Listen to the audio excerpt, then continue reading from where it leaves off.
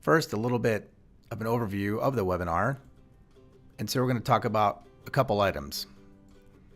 We're going to talk about how this webinar was created. We're going to cover 6 learning goals for this webinar. After all, what's the point of going through something if you're not going to learn about anything?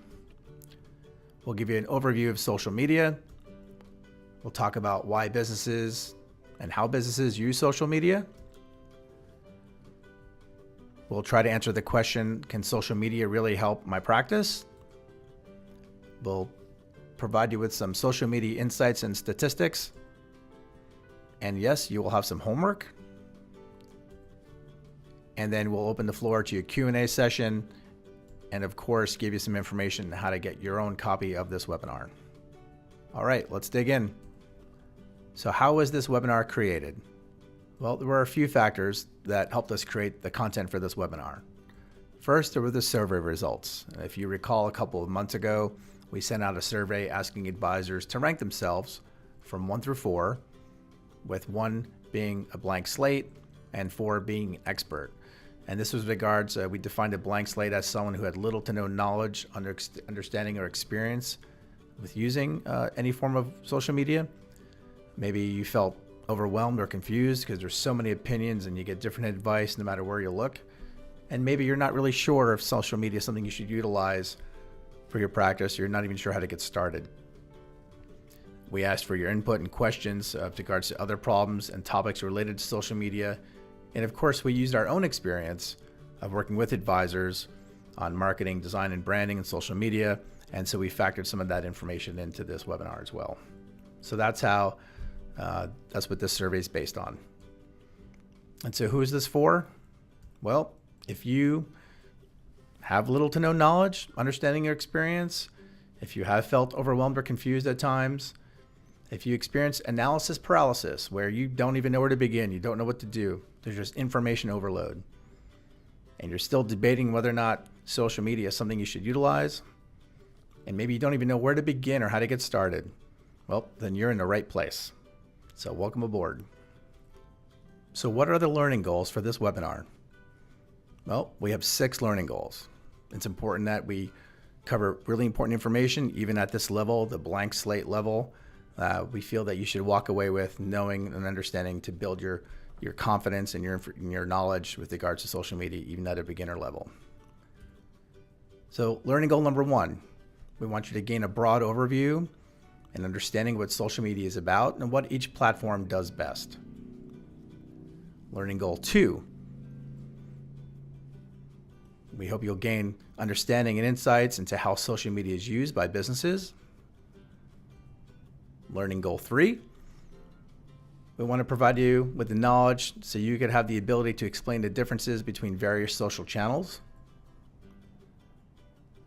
Learning goal 4, at the end of this webinar, you should be able to understand the benefits, requirements, and differences between the different account types, personal versus business. We know there's lots of questions. Advisors have a lot of questions in regards to personal account usage and business usage, and we're going to cover that, cover those topics. Learning goal number 5, at the conclusion of this webinar, you should be able to analyze and discuss factors and data to help you choose the right or the best social media channel for your practice.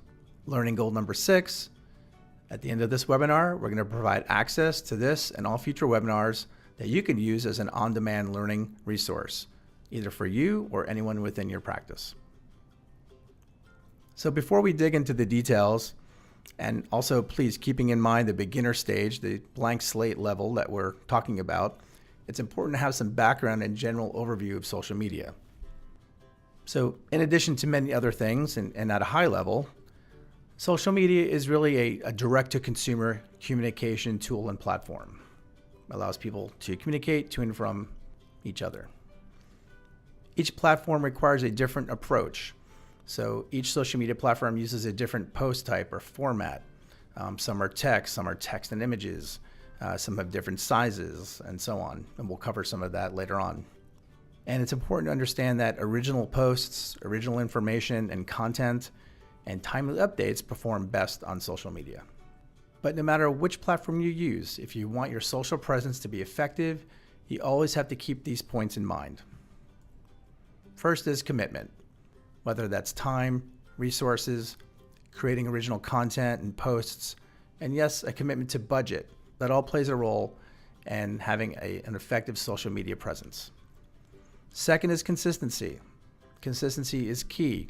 You have to be consistent, whether it's something that you do weekly, bi-weekly, daily, every 3 days, whatever the schedule is, you have to be consistent. Patience is really important. And overnight success probably won't happen. So don't expect to see results overnight. Your hard work will pay off over time, and the results will begin to show over time, but it takes time to get there. So just don't set yourself up with an expectation that you can see results instantly, because that probably won't happen. And being hands-on. A hands-off automated approach has many negative impacts. In other words, this ties into the commitment. It takes time and energy and effort, and it is not a set it and forget it mentality. To even begin to have a basic successful social media presence, a hands-off approach, an automated approach does not work as well as someone who is more engaged and involved.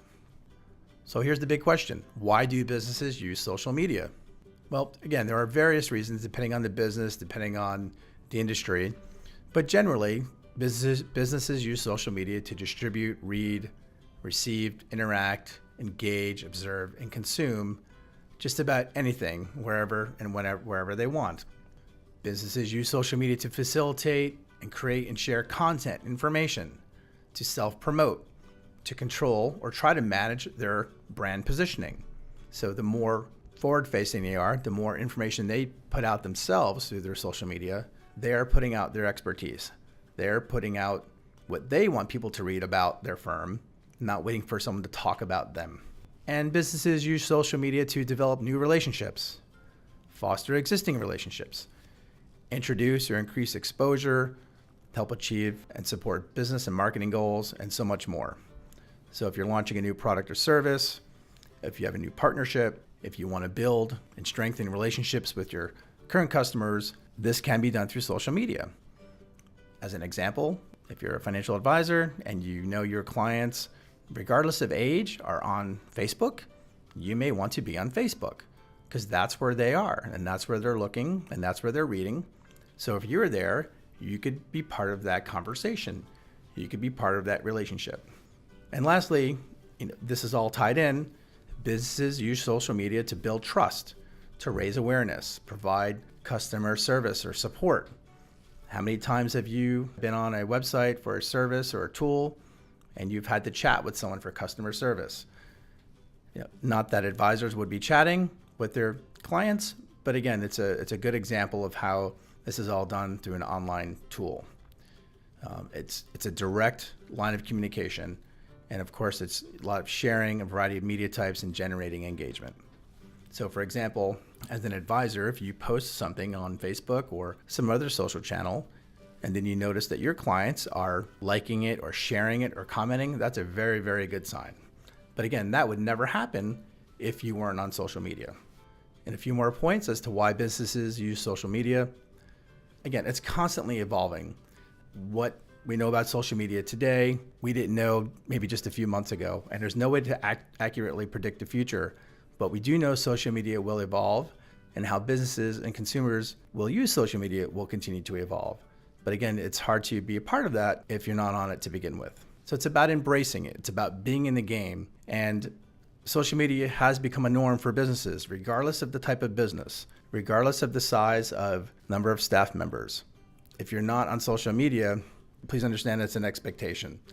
So not being on social media is like not having a website, right? It's perceived as the norm for any business to be on at least one social media platform. And again, similar to having a company website, back in the day when that went from, a company having a website went from that's a nice to have, I don't really need that, to now it's a must have, it's a business norm.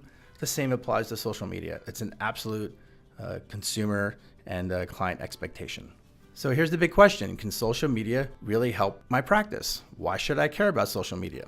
Well, it does depend. It's hard to give an exact answer, but that is a question for you to answer personally. And I really hope the information in these slides will make you more informed and also allow you to make that decision on your own. there are some factors to consider that we're going to provide to you, and hopefully that'll help you answer that question. So a couple of points to keep in mind. Actively utilizing a basic social media strategy is fine. However, if you become inactive, if things are unfinished or sporadic posting of social media, if you have a sporadic presence, inconsistent, that will adversely affect your online presence, lead generation, and your validity. So you've all been to a website, you've been on, you've seen a blog post that hasn't been updated since 2013, or you've seen a social media account that hasn't had a tweet in over 5 years. That is a negative impact, and that is a bad impression you want to avoid. So the right way to do it is to let social media help amplify your brand, to reach out to existing and current clients, and also to add value. It's a great way to organically reach prospective clients, because don't forget, if your clients are following you, say on Facebook, there's a good chance that their friends, because Facebook has this connection of friends, right? What's on somebody's timeline can be seen by their friends. Well, your client's friends will begin to see your information on their friend's timeline.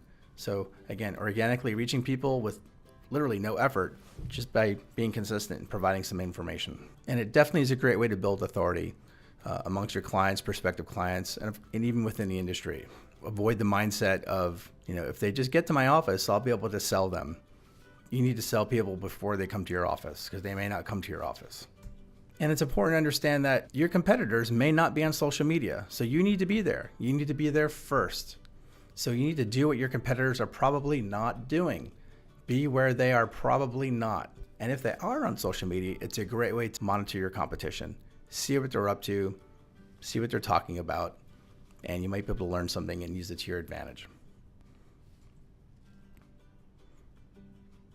So social media also allows you to really hyper-target your prospective clients through advertising. Now using social media advertising campaigns is a little more complex and probably not for the novice. But again, that is an option that is available, and it's very, very cost effective and highly targeted. You should think about social media as part of your natural part of your customer journey map.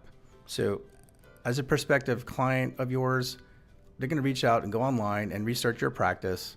Even if they receive word of mouth referral from a friend, they're still going to research you and your practice. They're going to visit your website.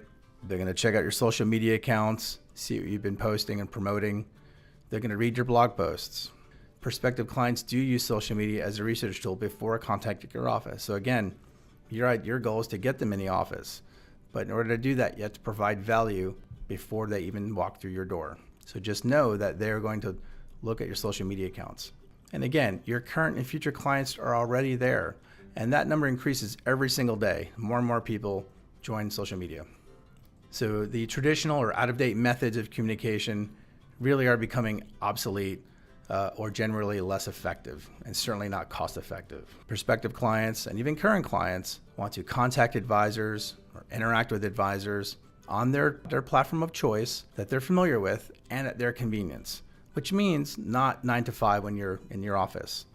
They may want to set an appointment when they're at home on a Sunday afternoon, laying on the couch. They may want to read about your services, download a brochure, see what you're doing outside of normal business hours. And really, this is what it's all about, right? Social media can act as a lead capture tool day or night while you're sleeping, and it should. So that's how social media, there's just a couple points that how social media could really help your practice. So let's dig into the three primary channels that currently are allowed by compliance, and to help you choose the one that you think is best for you and to learn a little bit more about them. So we have from left to right, Facebook, LinkedIn, and Twitter. But first, let's review a couple of insights and statistics regarding social media. So again, if you think of yourself as a blank slate, if you still haven't decided, it's important we dig into the bigger picture, the larger picture of social media. And then this will allow you to understand the significance and the power of social media before we get into the details. So let's understand, again, have some background, have that bigger picture point of view, and you want to absorb some of this information. And this will also help you decide what you think you might want to do. So first, a few general insights and statistics regarding social media. So if you think in terms of your clientele, prospective and current clients, so as of 2015, 35% of all those 65 and older report using social media, compared to just 2% in 2005. That is a huge difference. And again, that statistic stopped at 2015. It's now 2018. That 35% is now greater. As of 2015, 90% of young adults use social media, compared to 12% in 2005. Don't poo-poo these young adults. Don't brush them off. These are the children and grandchildren of your current clients, if you happen to have an older clientele. These are your future and prospective clients. These young adults are the people that should be coming with your clients to some of the meetings. So that 90% is a huge chunk of your future clients. This is interesting. 71% of consumers who've had a good social media service experience with a brand are likely to recommend it to others. So it's not talking about the experience they had, visiting your office or meeting with you. It says if they had a good social media service experience. And then finally, obviously social media is an effective customer service tool to increase brand engagement and to win new customers. So first up, let's talk about Facebook. There's a few insights and statistics. Again, all this information, we're going to cover Facebook, LinkedIn, and Twitter. All this information is to help you decide what platform might be best for you and to gain a broader understanding of the importance of social media and how to get started. All right, so let's dig into Facebook. So right now, Facebook has 1.13 billion daily active users, and that's up 2016. And that number's only grown. That is a massive amount of people. More than 50 million small businesses using Facebook pages to connect to their customers. Again, as you know, as an IFP advisor, you're allowed to have a Facebook business page, and this is what that's talking about. Of those 50 million, 4 million of those businesses pay for social media advertising on Facebook. Again, it's not something you need to jump into right away, but it should be a consideration down the road. And they are doing that to really just gain visibility and surpass their competitors who are not investing in that type of advertising channel. And 72% of adult internet users use Facebook. So again, these are statistics just relating to Facebook that really give you an understanding of the types of users and the age and how it's being used.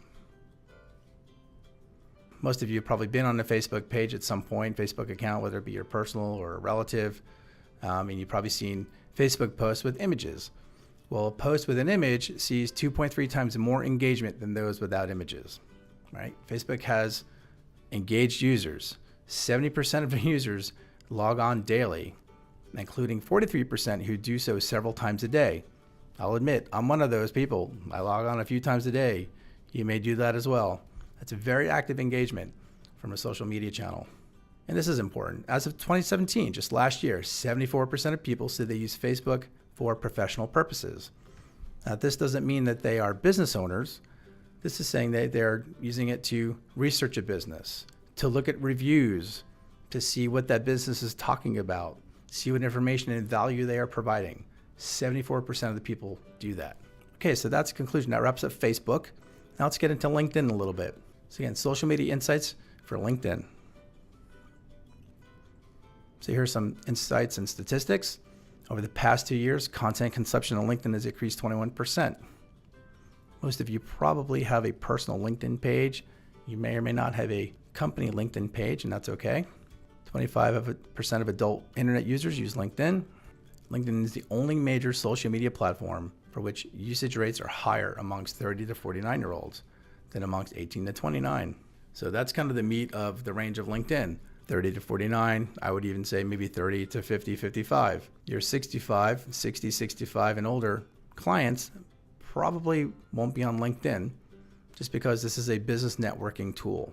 So while it's good to have a company LinkedIn page, it never hurts to have that. Your prospective clients, if they're 60 and older, 65 and older, may not be on LinkedIn as much as Facebook. Just over 45% of online adults who've graduated from college are LinkedIn users, compared to 9% of online adults with only a high school diploma or less. So again, it's a highly educated market. That's who you might be targeting. And then let's look into Twitter insights and statistics.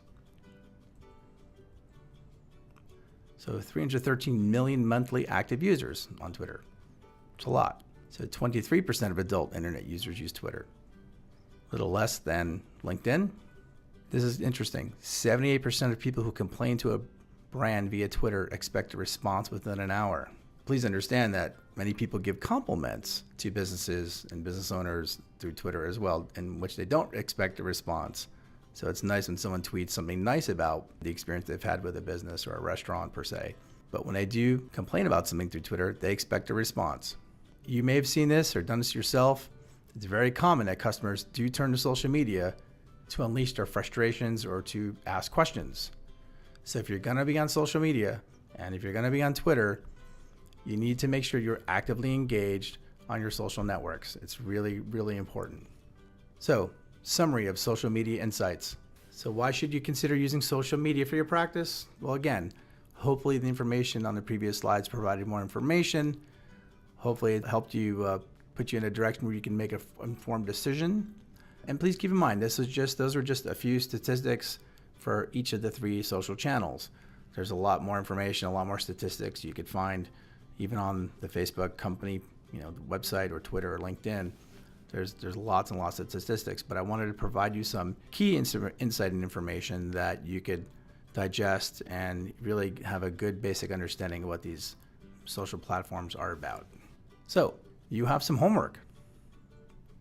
What I'd like you to do is begin to think about which social channel or social channels might work best or be the right fit for your practice.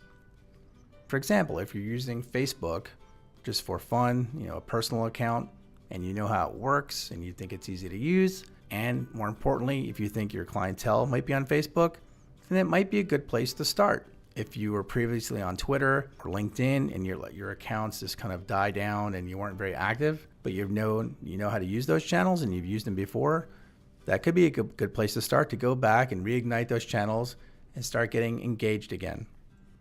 Homework number 2 is to research social media business pages from other advisors and other industries on those social channels. Don't just look at your competitors. Don't just look at the big names that you know, or the wirehouses, or the big advisory firms. Look at other industries. Really important. You can learn a lot from looking at retail, looking at major car manufacturers, looking at just shopping in general, Target. Look at everything. To see and learn from other professions and other industries to see what people are doing on their business page. Because there's a lot that they're doing that advisors and advisory firms are not doing. So it's always great to look at other places to learn from. In a couple days, I'm going to send you an email to get you ready for part 2. Remember, this is Blank Slate Perspective Part 1. So we have part 2 coming up. And so we're going to send that email out in a couple days. And we'd like you to sign up for that webinar as well. And the last part of your homework is we'd like you to download your copy of this webinar. So we'll be sending you a link where you could view the replay of this as well. And that'll be on IFP TV, and we'll get that over to you in a couple days. So up next, part 2 of this webinar. Here's a little preview of what's to come. So in part 2, we're going to dig in a little deeper. We're going to provide some more hands-on details so you could start building your social media empire. Again, it's important you start at your own comfort level. Don't try to jump on all 3 social channels at once. Make an informed decision, pick one, and start from there. We'll walk you through the steps of how to create a social media account for your practice on a specific platform. And again, that's either going to be Facebook, LinkedIn, or Twitter. We're going to cover social media etiquette. Just like in-person and real-life etiquette, social etiquette, there is social media etiquette. There are some do's and don'ts that you really want to keep in mind, and we'll cover some of those. And I think the one area that many advisors always ask about or concerned about is being compliance ready and having some preparation and understanding with regards to compliance, factors and requirements. And we'll cover that as well in Blank Slate Part 2. We're also going to cover how to create valuable and relevant content. And that's the most important thing. There's no need to go on social media if you're not going to provide information. So you want to provide valuable and relevant content and information to your clients and prospective clients and to your audience in general. Unlike probably what you see, a lot of people will post or repost or share content from someone else.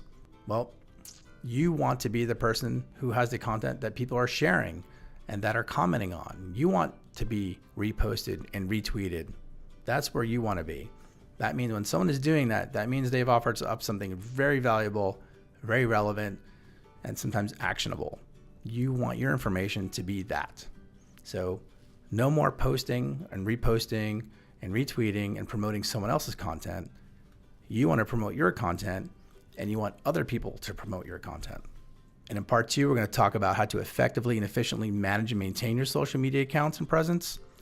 Some of you may use a service that does that already for you. And if not, and that's fine. There are other ways and other tools, mostly free tools that you could easily manage and maintain and also monitor your social media presence. So we'll talk about some of those things. And of course, how do you convert social media, engagement and users into website traffic and leads? Critically important. We'll cover that and a lot more on part 2, Blank Slate part 2. That's the next webinar. So thank you for your time. That wraps up part 1. But wait, there is more.